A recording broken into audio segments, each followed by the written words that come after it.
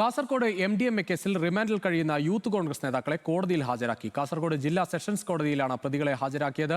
പ്രതികളെ കസ്റ്റഡിയിൽ ആവശ്യപ്പെട്ട് പോലീസ് അപേക്ഷ നൽകിയിട്ടുണ്ട്. രതീഷ് വാസ്തവൻ ശരിയാണ് കൂടുതൽ വിവരങ്ങളുമായി. രതീഷ്, വലിയ രാഷ്ട്രീയ വിവാദമൊക്കെ ഉണ്ടായ സംഭവമാണ്.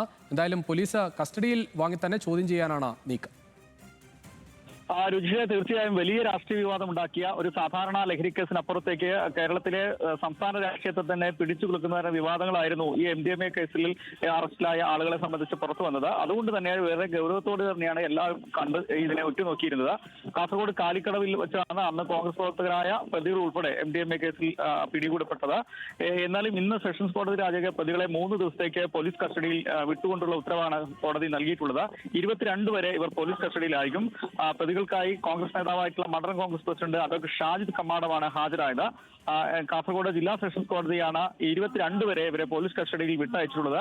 എന്തായാലും രാഷ്ട്രീയ വിവാദം ഒരു മറുവശത്ത് കൊഴുക്കുന്നതിനിടയിലാണ് പോലീസ് വിശദമായി ഇവരെ ചോദ്യം ചെയ്യലും മറ്റ് തുടർ നടപടികളിലേക്കും പോകുന്നത് എന്നതാണ് ശ്രദ്ധേയമായ കാര്യം. എന്തായാലും ഇത്തരത്തിൽ കേരളത്തിലെ രാഷ്ട്രീയത്തെ വലിയ തരത്തിൽ ചർച്ചയാവുന്ന നീക്കങ്ങളായിരിക്കും ഈ MDMA കേസിൽ ഉണ്ടാവുക. സാധാരണ ലഹരി കേസിനപ്പുറത്തേക്ക് ഈ കേസിന് രാഷ്ട്രീയ മാനങ്ങൾ ഉണ്ട് എന്നതാണ് ഏറെ കൗതുകത്തോടെയും ആകാംക്ഷയോടെയും രാഷ്ട്രീയ കേരളം നോക്കുന്നത്. രജീഷ്, രതീഷ്, എന്തായാലും പ്രതികളെ 3 ദിവസത്തെ കസ്റ്റഡിയിൽ വിട്ടിട്ടുണ്ട്. കസ്റ്റഡിയിൽ കൂടുതൽ ചോദ്യം ചെയ്യലുകൾ ഉണ്ടാകും. അത് കൂടുതൽ ആളുകളിലേക്ക് ഈ കേസ് പോകുമോ എന്നതൊക്കെ ഇനിയുള്ള ദിവസങ്ങളിലാണ് വ്യക്തമാവുക.